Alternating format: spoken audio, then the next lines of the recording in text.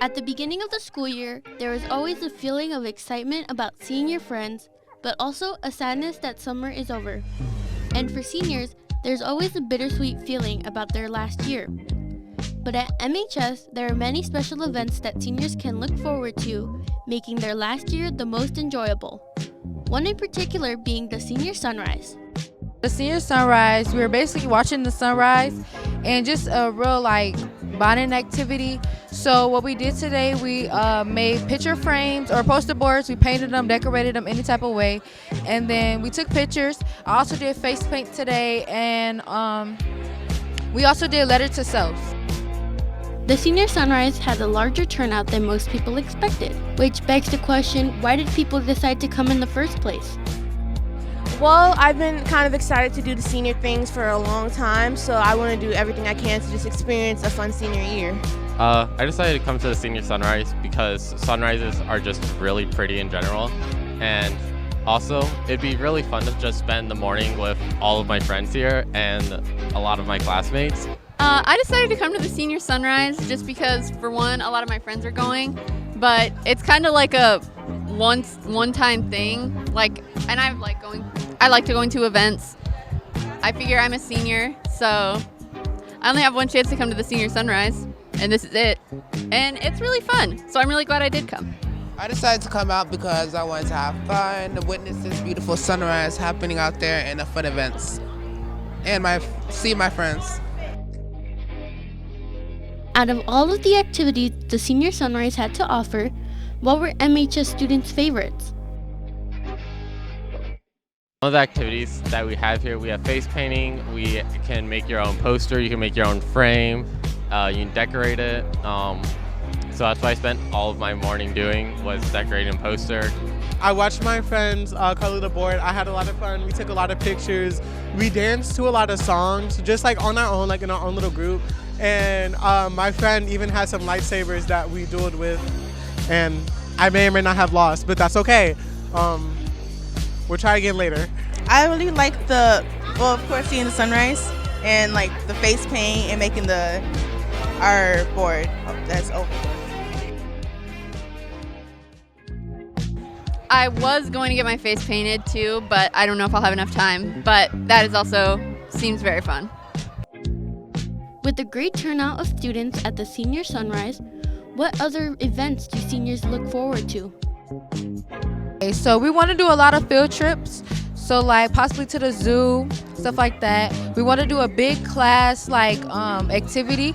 I'm not gonna say it yet because I want it to be a surprise.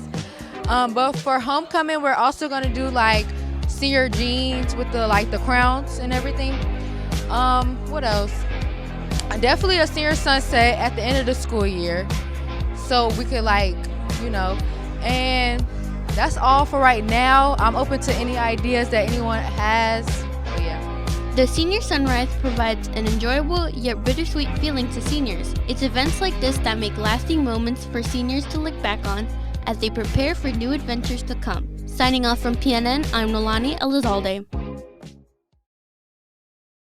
Last Friday, in honor of our first football game, MHS had their annual walk-around where the captains of the football team, cheer team, dance team, band, and color guard walked around and showed school spirit.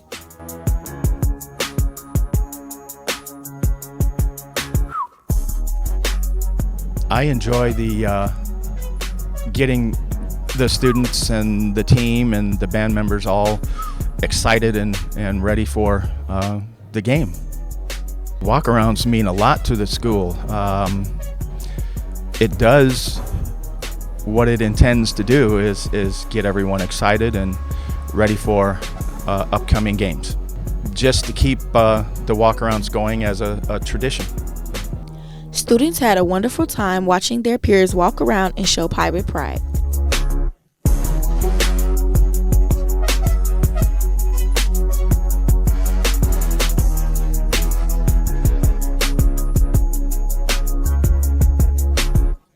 Signing off of PNN, I'm Marley Anderson. With the new school year starting, Indiana has put a ban on cell phone usage during school hours. In some cases, schools all over the state have created pouches and areas for students to keep their phones safe, or have just instructed their students to keep their phones in their backpacks.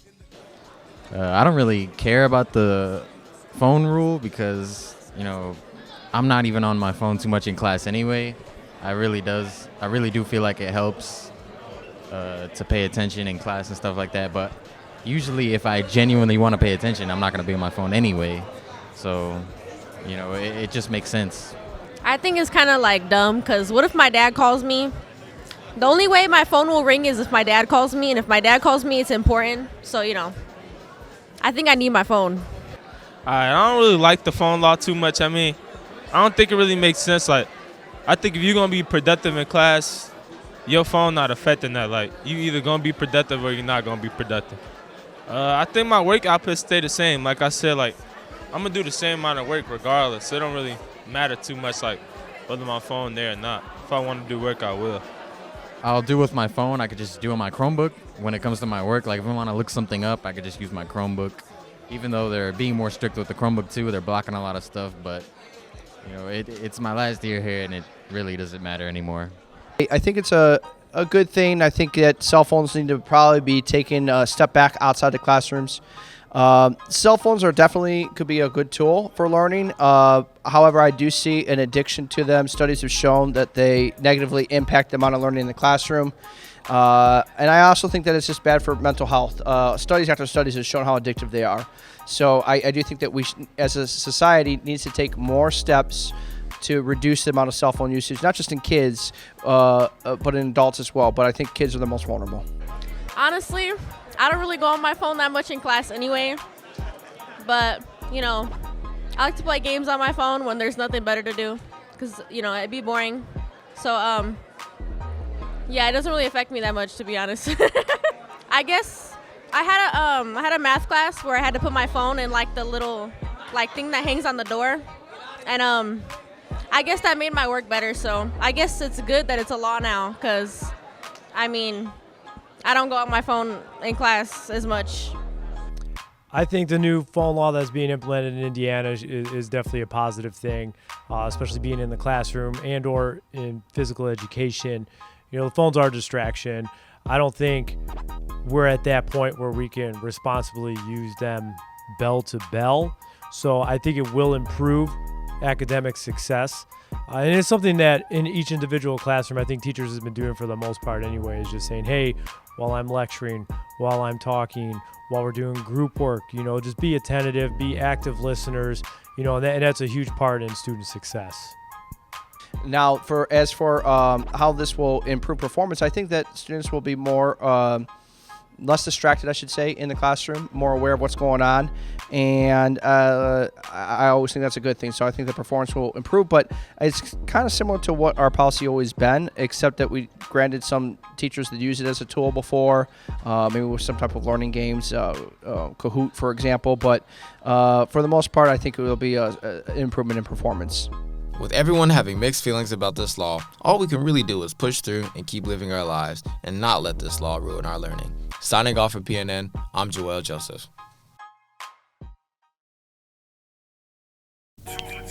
With the start of the new school year, there are many students who have transferred from other high schools or school districts. Going to a new school can be pretty difficult. My name is Tyler Washington, and I transferred from Hammond Academy Science and Technology. Hi, I'm Braylon Wheat. I'm from Crown Point High School. Hi, my name is Brielle Love. I'm from Lake Central. What was the most hardest part about transferring? The most challenging part of honestly leaving Haas, because I was at Haas for so long, I knew everything about it, and I knew all my classes, everywhere to go. Coming to a new school that's much bigger, it's kind of harder for me to adjust, but I'm getting there. I really don't know where to go, but I'm learning. I'm just going to get better day by day. The hardest part of transferring was finding my classes and meeting new people. Yeah. The hardest part about transferring would be meeting new people and finding your classes. What's different from your old school to your new school? The biggest difference between this school and my old school gotta be the amount of people and how big the school is. And honestly, the classes. Some of the classes that I take here, like, they have none of those at my old school. So it's just a little better in that aspect. What's definitely different would be the school, because this school is really smaller than Lake Central and the people. And with that, we wish all of the new transfer students to a great school year. This is Paul Washington signing out from PNN.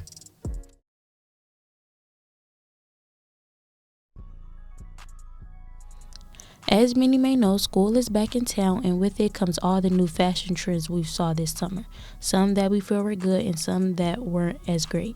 With that being said, let's take a look in on MHS fits and fashion. I think the new fashion is like skirts and baggy clothes in general. I think the new fashion trend is I don't know, Kasubi jeans and purple jeans. A lot of people wear those. I'd probably say the bows. Like, a lot of people hate it, but I feel like it's just really girly, and I like to be girly, so yeah. With the new generation, there are many new fashion trends. I personally don't like the skirts because like they be like short or they just don't make sense to wear. I really don't like nothing. Like, I don't like none of these clothes, bro. I just like what I wear. That's really it. Designer, honestly, I feel like a lot of people that don't really know how to dress feel like if I put on this that costs this, yeah, I'm fresh. Like, no, that's not that. When it comes to high school, every kid is going to have a variety of styles that they like and others don't like. I like the jerseys and like the chains and stuff, like especially gold jewelry is cute. Yeah, I like to wear, you know what I'm saying, chrome hearts, palm angels. I'm gonna give me some of that, Amiri. Yeah, that's it. I feel like a lot of people are dressing the same. It's no, like, nobody's being original or dressing like how they want to dress. Everybody want to look the same, so. With that being said, MHS students have different intakes on new fashion. It's clear that today's teens are not just following fashion trends, they are expressing how they feel. Signing off for PNN, I'm Jamila Morgan. The 2024-25 school year has begun, and MHS has a number of new teachers. Mrs. Campbell is one of these new teachers and looking forward to teaching English classes as well as running our alternative school. Hello, my name is Gabrielle Brinston Campbell. I am a 12th grade teacher currently. I have been teaching for 16 years, and before I came to Merrillville, I was a middle school athletic director for Gary Community Schools Corporation. However, before that, I was a long-term 8th grade teacher for School City of East Chicago. Like all teachers, Mrs. Campbell had a reason she became an English teacher. I began teaching English by accident. I went to undergrad at Wiley College in Marshall, Texas, and my English professors took a keen sense to me being very well written as it relates to English. I then became an English major, swapped from communication, and took some classes in education. When I moved back home, I started my career as an English teacher in School City of East Chicago. Mrs. Campbell had a reasoning why she chose to teach at Merrillville.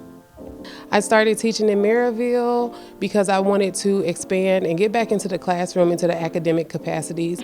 As I'm also an alternative coordinator, so this gives me an opportunity to engage with students in need on a different level outside of the classroom. So the alternative program is the main reason why I joined Merrillville Community School Corporation. However, I have the pleasure and I am charged with teaching high schoolers as well, so I know I'll enjoy it.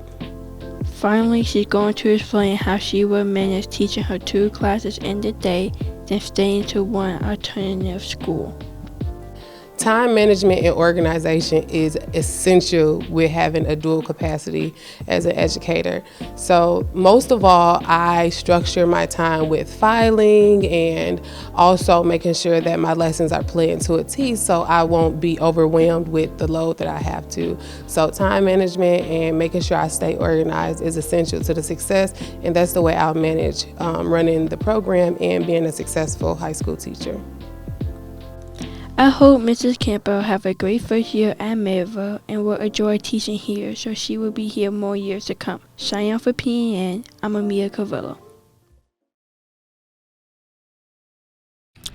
Jack's Warehouse, the place that for many at MHS completely replaced Chuck E. Cheese. I mean, how wouldn't it? Jack's has bumper cars, go-karts, better arcade games, laser tag, some stuff that you couldn't even imagine having at Chuck E. Cheese or any place like it.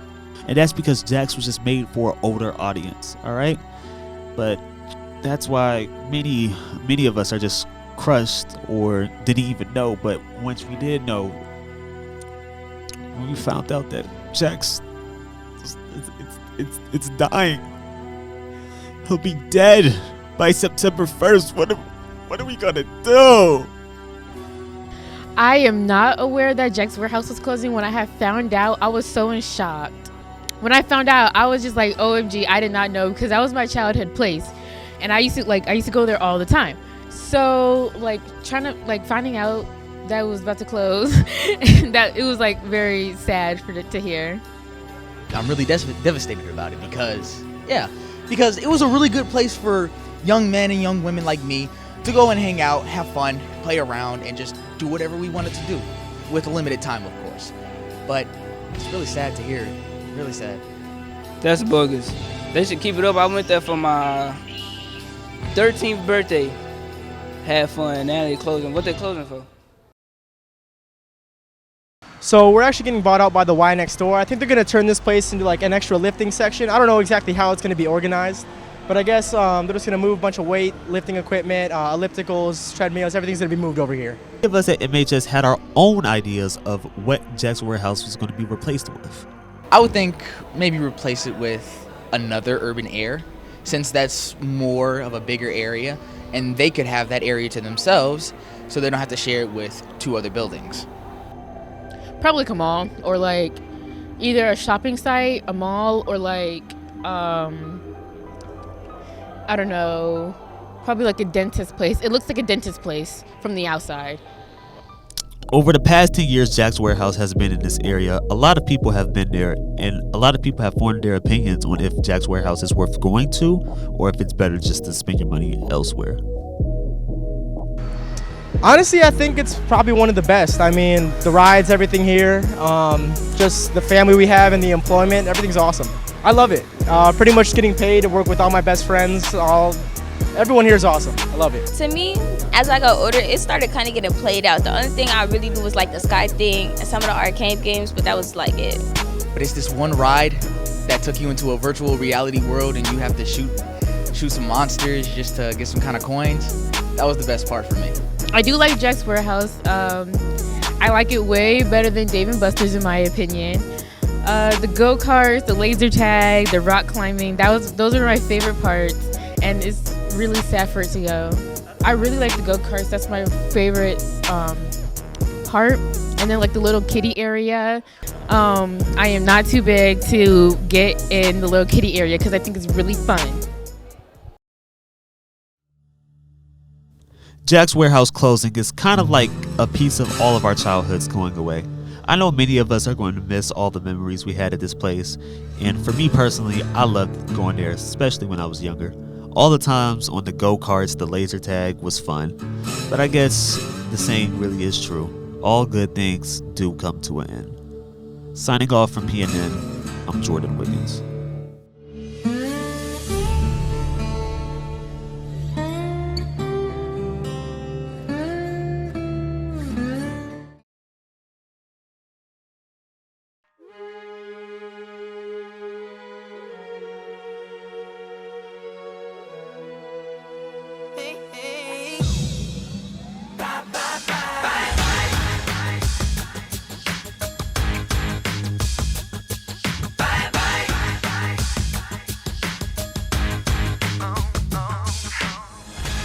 On July 26, 2024, Deadpool and Wolverine hit theaters everywhere worldwide.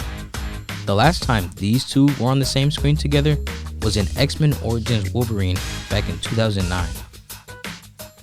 But that movie kind of sucked, so we won't speak on it too much. After that, it would take 15 years for Ryan Reynolds and Hugh Jackman to reunite and star in this blockbuster. For some Marvel fans, this is a sight to see, considering Hugh Jackman hung up the claws as Wolverine in Logan in 2017. However, with a question as simple as this.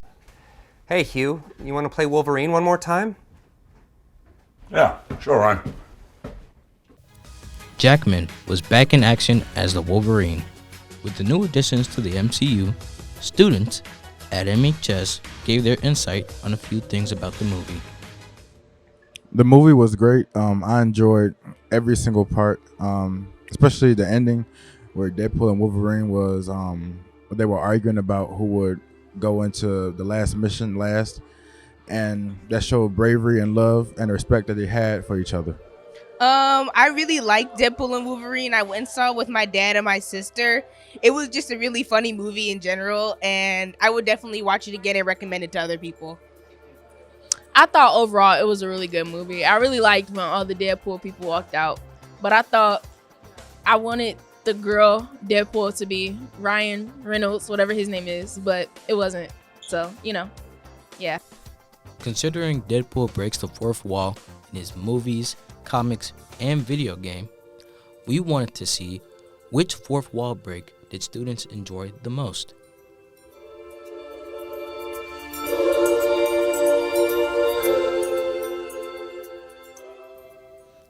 I don't know if y'all do this, but there's every Marvel movie, there's like a ending post scene after the credits.